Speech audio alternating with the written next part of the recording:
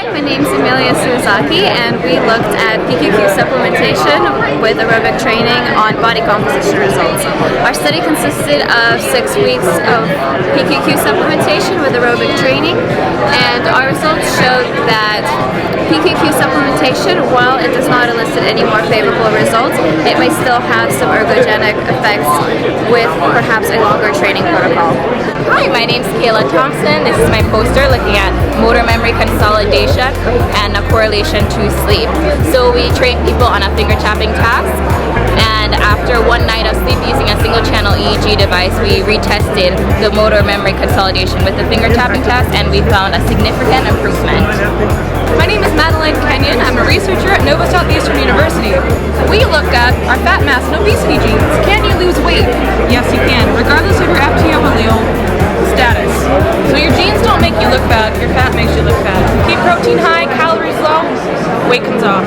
Hi, my name is Denver Tyler Palmer. I'm from Nova Southeastern University. We did a 6-week study analyzing the effects of HMB on 16 MMA fighters. They took 3 grams of HMB per day, and we tested the effects on their body composition through InBody. We found no results through placebo or HMB, unfortunately. My name is Julius Thomas, and we wanted to look at some of the consequences of participating in contact sports. We looked at female soccer players, professional football players, and professional MMA fighters from the UFC and Bellator. And one of the things that we found that a lot of people are looking at is how are they doing emotionally? And I think it's an important question to ask because often we don't see some of our greatest athletes as human. And we have to understand that psychologically they're affected by the things in their environment. So in our study, we looked at some of the most significant data was in NFL players and their levels of anger, aggression, and hostility. And we think it's starting to impact the individual across the lifespan. So basically, we were looking at the effects of dynamine and teocrine in combination and alone on the cardiovascular function and certain psychometric measures. And we had a couple of visits, and we saw no main effects, or no group by time interactions or group by sex by time interactions, only main effects for time for a couple of different statistics. So like we had decreased heart rate, systolic and diastolic blood pressure, and also decreased QTC. And yeah, So our research was looking at the differences in power production and velocity in young and old males. So we recruited 30, 15 in each group, and looked at the sit to stand with a tendo, found that velocity was the primary driver of the difference in peak power, and force was actually similar between both. So that's an interesting finding as far as changes between young and old males and the mechanisms that might suggest that there is a change in power, but it's velocity based. Tom Cardesi from Baylor University, and what we looked at was the effects of curcumin supplementation on delayed onset muscle soreness and perceived exertion of a muscle damaging bout. Due to the analgesic and anti-inflammatory properties of curcumin, it's been proposed that it can mitigate some of these effects. So what we did was we supplemented with them, put them through a damage bout, and found that curcumin did not mitigate any of these effects. All participants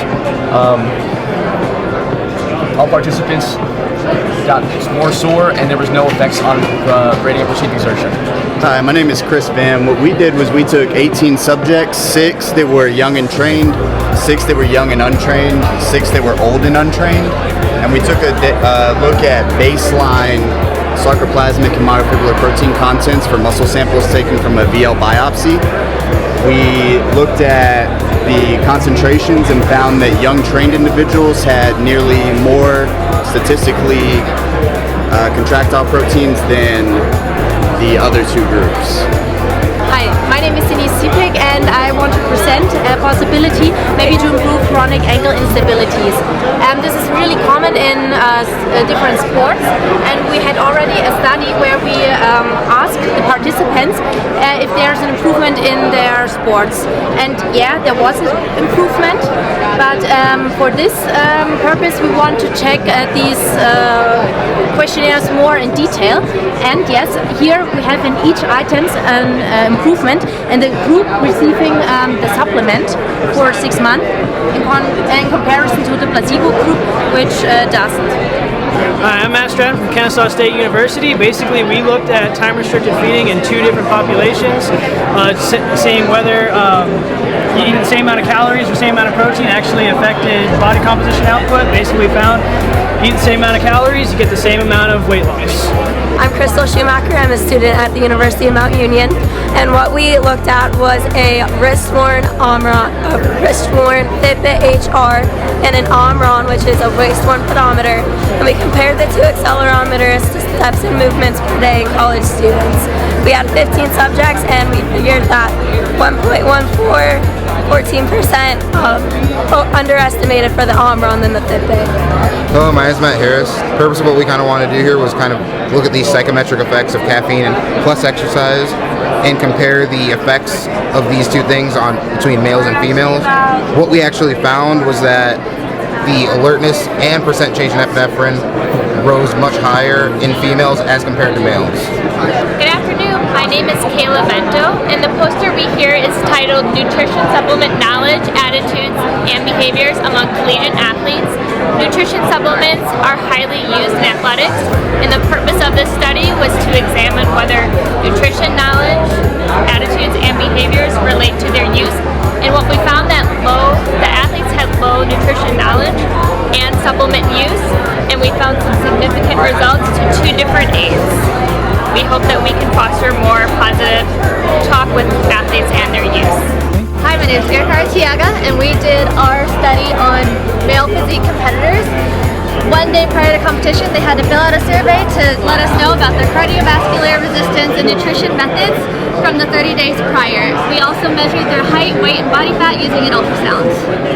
Hi, my name is Megan Humphreys from the University of South Florida, and I looked at sex differences in rate of recovery and rate of fatigue in single joint dynamic exercise. And we used resistance trained males and females. They were resistance trained for 2 years, and we did bicep curls and leg extensions, and we found no sex differences in recovery. Hi, my name is Brian, representing USF, University of South Florida. We did a training study with trained females. They were in 2 groups. One did moderate volume, one did high volume, mostly lower body. We looked at their resting cortisol levels from pre-training and post-training, and we found that there was basically no change. There was a trend towards a decrease in resting cortisol, but overall both groups were similar, and there was just a slight decrease in resting cortisol from pre-post. Hi, my name is James Longstrom, and here we have some data from a recent K-series approach study we did at USF Performance and Physique Enhancement Lab. We looked at physique competitors after their show, so we tested them before their show, a week before their competition, 4 weeks after their competition, and 8 to 10 weeks after their competition. We measured RMR, leptin, T3, T4, and body fat percentage by skin fold. Hi, my name is Dr. Douglas Kalman, and I'm from a company called Nutrisource and also Nova Southeastern University. This study that we're presenting here as part of our poster at ISSN Poster happens to be one that we did looking at cannabinoids and sports nutrition. Is product marketing ahead of the science? So what I'd like to tell you in short is yes, there's been no studies on CBD or phytocannabinoids in sports nutrition setting yet. Watch, they will be coming. Hi, how you doing? My name is Mccarthy. I'm a physical therapist from Rutgers University. We were looking at the women's soccer team and trying to do a supplement intervention mid-season to see if we can do any effects on biomarker changes. Overall, we didn't actually see anything truly significant between groups. We looked at protein, carbohydrate, and a control group, but we did have some graphic trends indicating that protein supplementation can help offset some biomarker changes. Hi, I'm Dr. Jamie Tarter from Nova Southeastern University. We did a study on the fast. Does 13 hours of fasting increase cognition and mediate the same health benefits as long-term fasting? We know that long-term fasting increases ketone bodies, decreases inflammation, and actually increases some cognitive functioning. We were looking at more of a short-term fast, 13 hours. Contrary to previous studies, we found it increases inflammation and actually decreases measures of cognitive processing. So if you're going to fast for the long term or don't fast at all.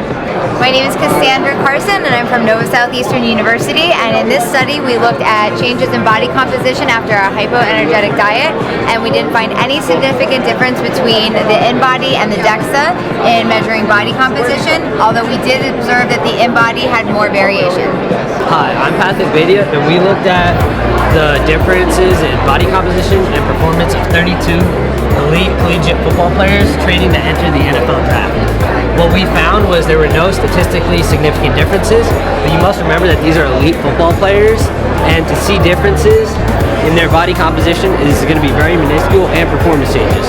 They've been training basically their whole life for the NFL, and an NFL training program of about 6 to 8 weeks does not produce any statistically significant changes.